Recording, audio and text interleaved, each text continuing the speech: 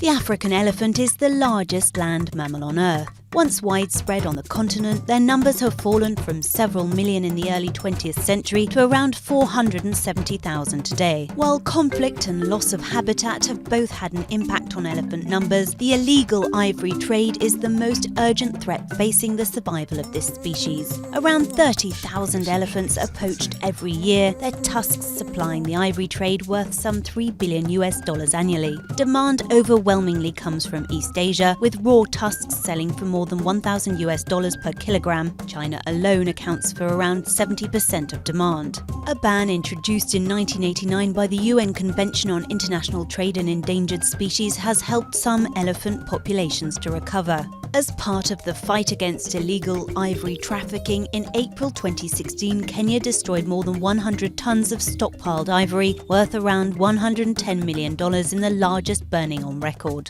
According to a study published in the American Journal of Science in 2015, most of the ivory trade comes from two regions of Africa, a protected zone extending from Cameroon to Congo to Gabon, and Eastern Africa, particularly Tanzania. Most large ivory consignments leave the continent via Kenya, Mozambique, Zanzibar and Cameroon. It's then shipped through Malaysia, Thailand, Vietnam and southern Asia before ending up in China and Japan. There it's carved into figurines or jewelry and sold.